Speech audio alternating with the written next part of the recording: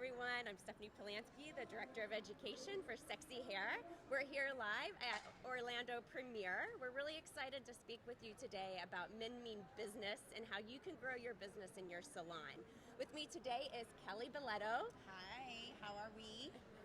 Kelly owns her own salon in Missouri. St. Louis, Missouri, Salon and growing salon, been open about 5 years almost, and kind of managed to twist it into a barbershop as well.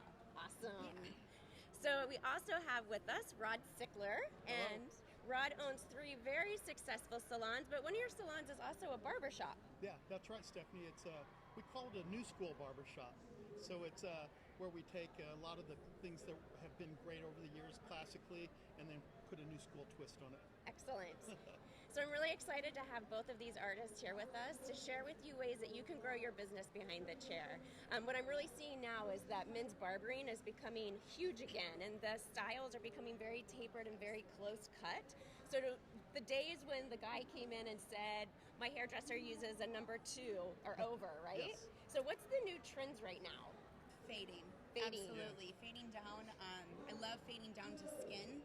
I see a lot of that going on. We're exposing just closer to the scalp.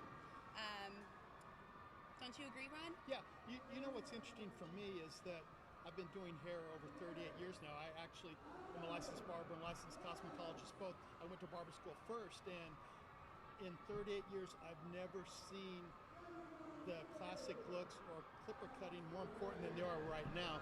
When I first started doing hair, I was really blessed. I worked in a town that had a military base, so I was forced to do the really short haircuts. It was called 3510, that was the regulation.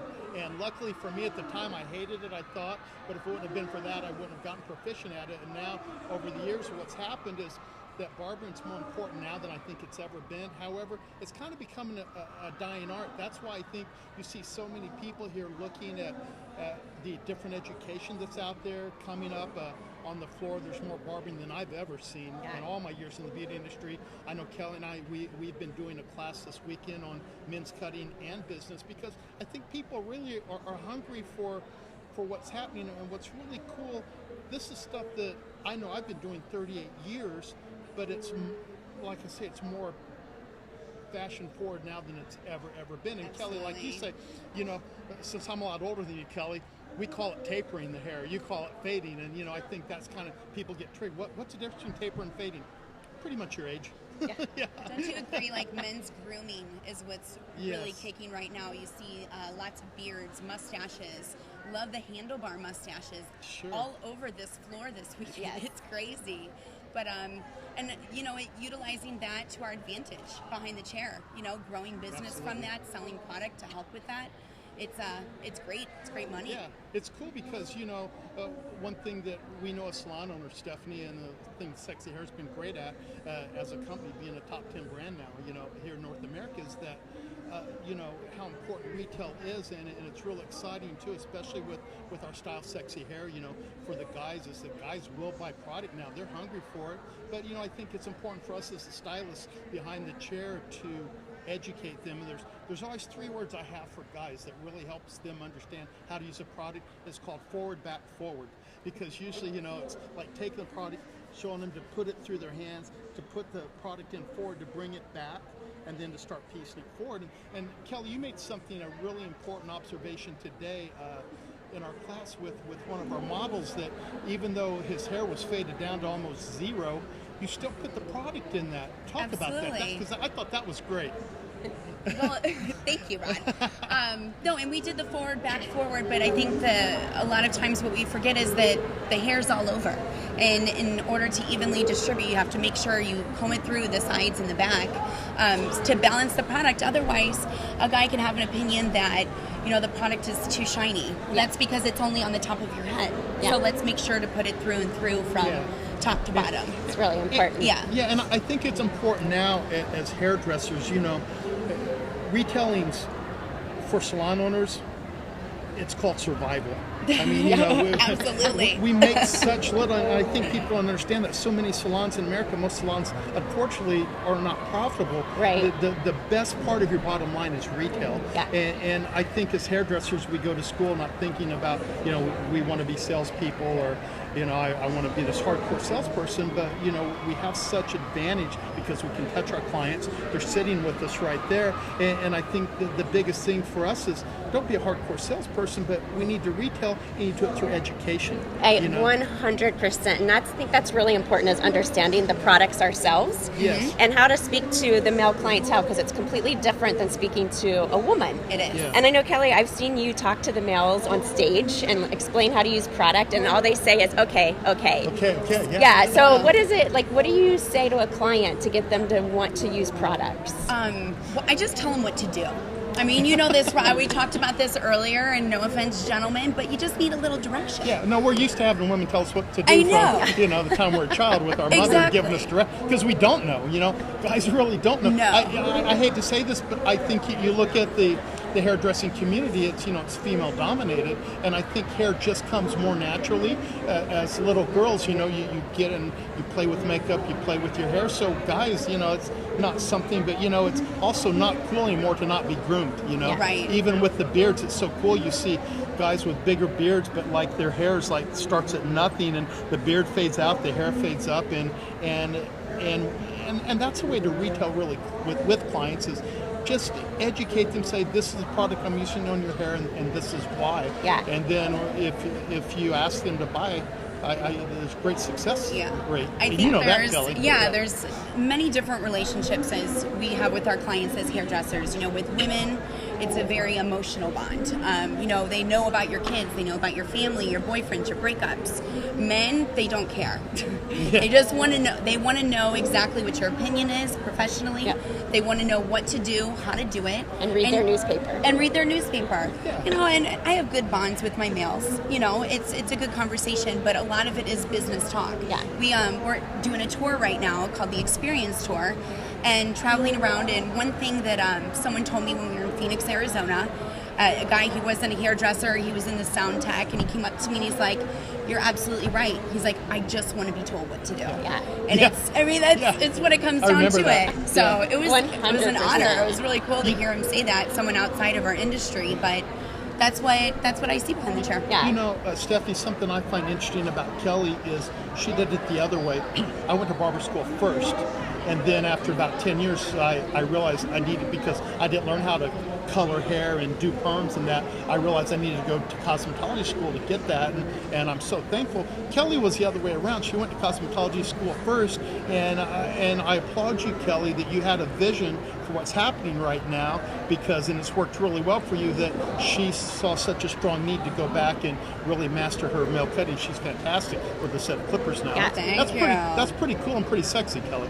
So, Yeah. Kelly, Sexy. do you think that's one of the things that I find really interesting, is that you were already allowed to cut men's hair. You had license to do it. There was no need to have a barber license. So what made you decide to go to barbering school and further your education? Well, for one, I love cutting men's hair. I wanted to be licensed to shave when it comes down to it. That's something that I didn't tap into yet, because where I'm from, you have to have a license in order to do that. So that was my number one priority. Two, I want to expand my salon and have a barbershop next door. And to have a barbershop, you need a licensed barber on staff. So, and three, education. Being able to grow yourself on an everyday level, being able to expand your business, but just the more you know, I mean, the better off that we are. SexyHair kind of molded me into the artist that I am today. Yeah. So thank you for that. But being able to just grow within the business, you just have to keep up with your education. Yeah. And education is so huge. And I think one of the cool things is that our distributors really wanted us to start doing barbering classes. And it's not something SexyHair's done. We teach structure and motion. Never. And when we do men's hair cutting, we still do structure and motion. So it was a whole new element for us. So we were given that task to basically train 12 people and have them ready to teach in 2 months. And we did it. And next month in July, we're going to actually be training 150 of our educators and getting them ready to go out and teach clipper cutting. And then we'll be launching the classes in Salon Centric, BSG, our independent distributors. So Kelly, can you tell us like a little bit about what this class, like if they come to this class, what are they going to learn, and why is it important for them to come and further their education? Well, it's an amazing program that Stephanie and I were able to create. Basically, you're going to learn the history of barbering. We're going to go into understanding your clippers. I think a lot of times people just don't know how to use them, and we're used to just putting on a clipper guard, like you said, in number 2, and you're just going with the head shape and scissor cutting on top. And these machines are amazing, so understanding their full potential is so important. We're going to go into 2 different haircuts, some freeform, we've got fading, and then, actually 3, and then we're doing clipper over comb as well. Yeah. So just understanding your basic fundamentals, but then expanding it to getting more creative. So it's a couple different programs. It just depends on which one you're going to. There's a demo, and then there's hands-on as well. Yeah. I think one of the things that I learned from you when we were creating that program, though, and Rod, definitely jump in on this as well, is creating that perfect fade isn't easy. It's not just doing like a 1, then a 2, then a 3. Like there's an art to it, and I love the fact that I think barbering now, why it's becoming so popular and famous again, is because it's actually creative and it is fun. When it used to just be the clipper, it was so boring. Yeah. So tell me a little bit about like what is it now that's making barbering like so unique and it's making a huge comeback again?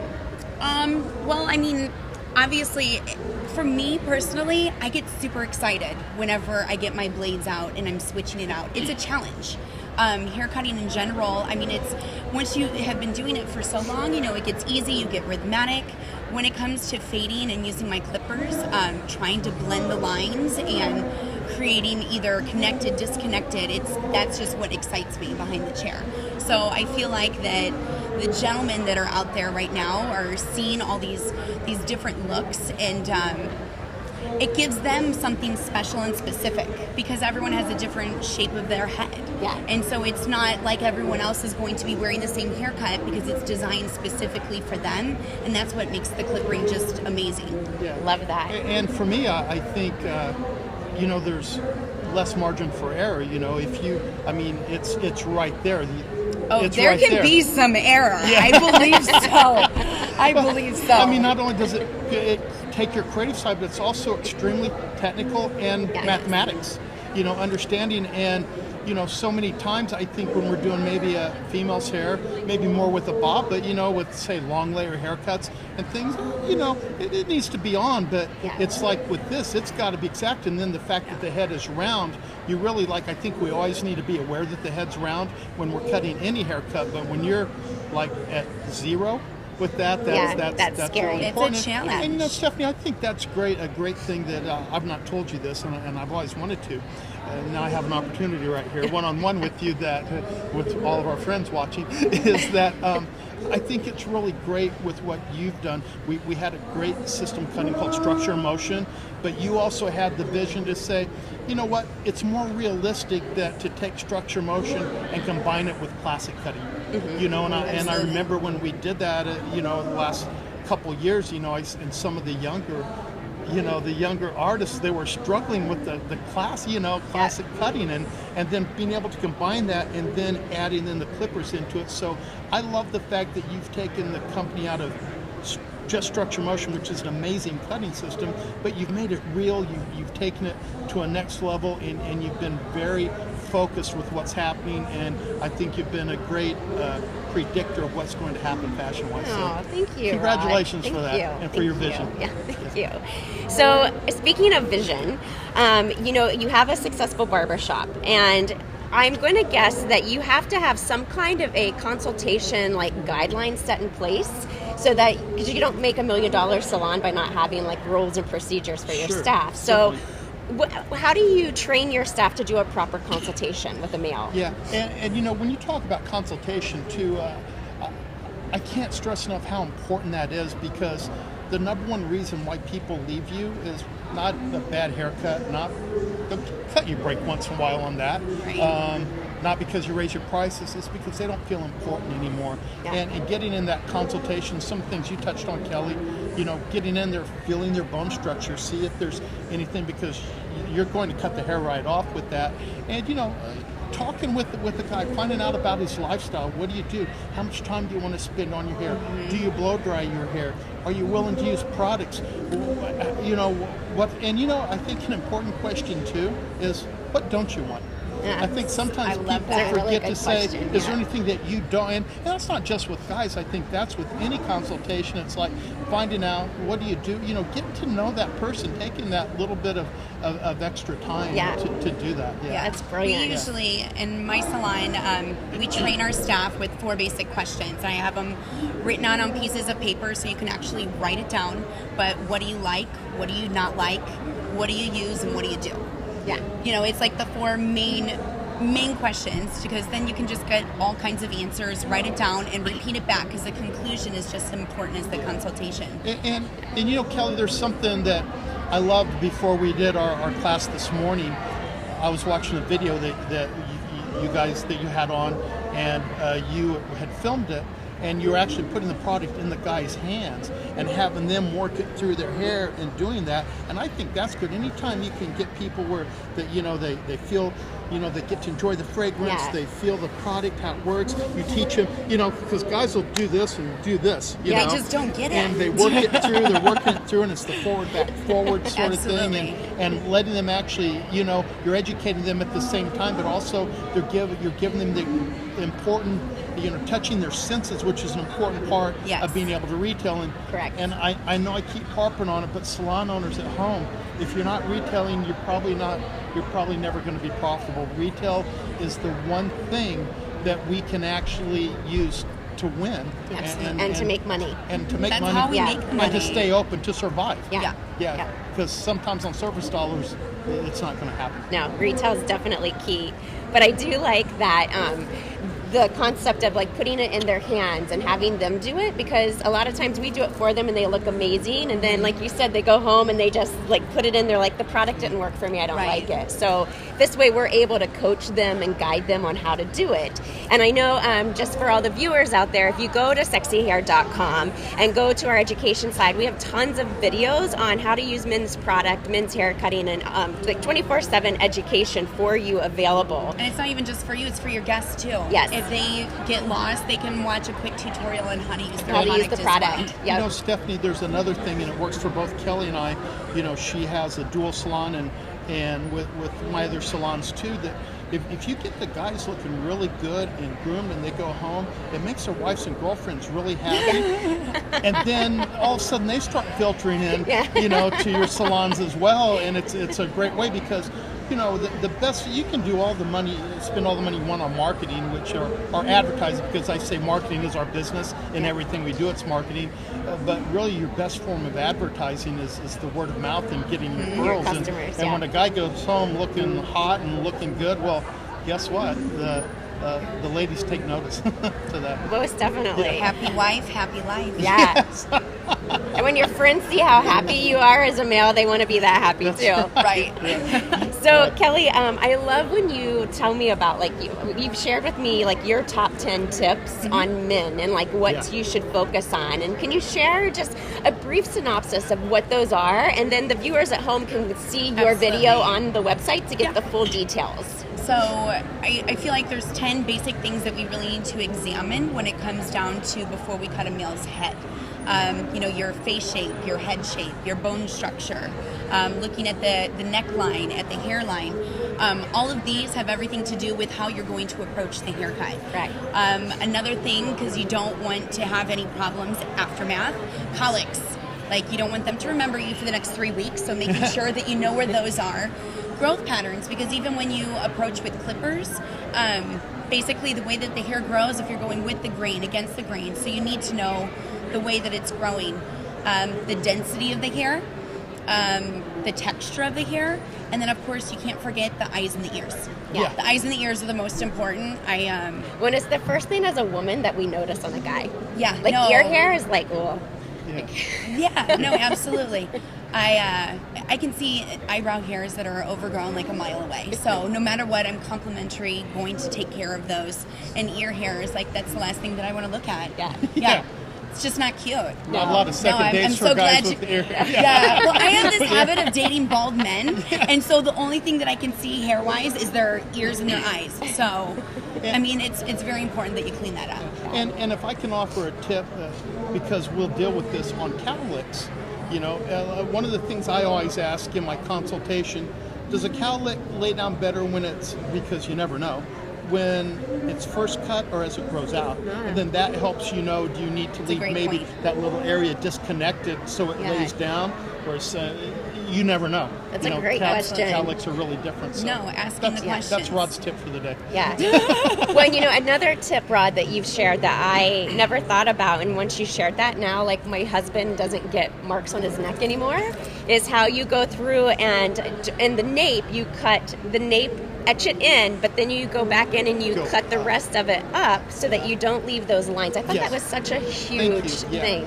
My neck's real sensitive, so if it doesn't, it's like I'll break out in a rash. And if I could offer maybe one other tip too, that I find that a lot of cosmetologists, we suffer because what happens is we don't understand the difference between open and closed blade. If this is an open blade to cut hair, this part of the open blade, it works like a comb.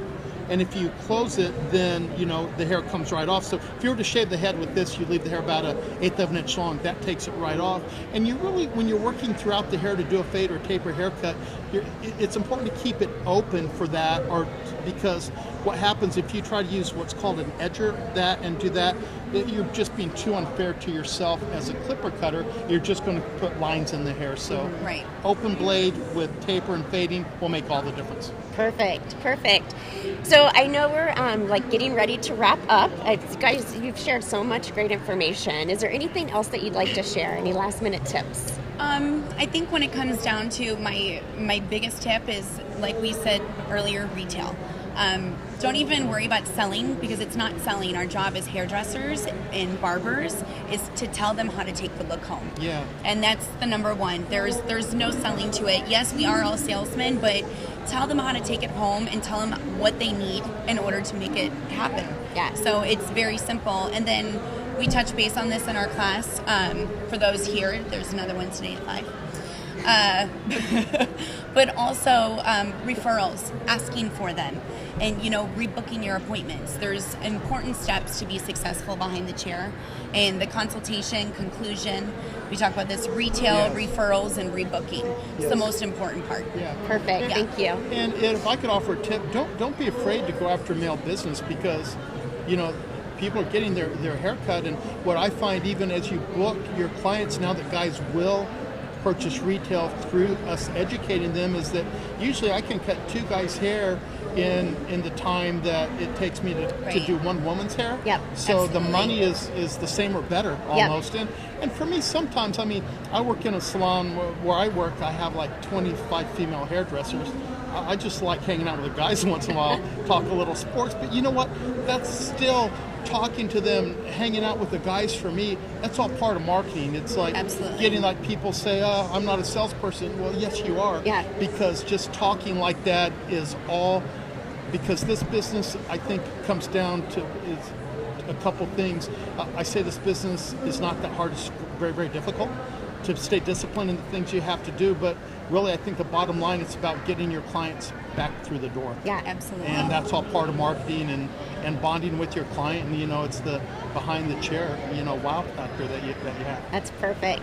I think as the director of education and just knowing what the stylists are needing and what's going to be happening with clientele, it's going to be really important that we as hairdressers start getting educated again in men's cutting, because clipper cutting is no longer just changing the guard once or twice and cutting the top. It's our male clients are going to come in with photos now where it's like basically skin and this beautiful, flawless fade all the way up to the top. So we need to know how to do that. We need to know how to do it perfectly. And it used to be boring cutting men's hair, and now it's a craft again, and it's fun, which means you can raise your prices up.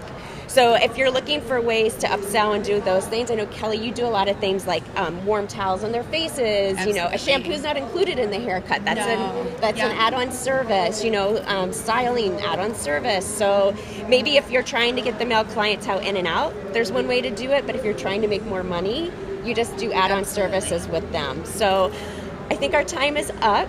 Rod, thank you so much. I love you guys so much. Your information is amazing, and I hope everyone at home learns something, and we hope to see you at classes in the future. And remember, education 24/7 on sexyhair.com.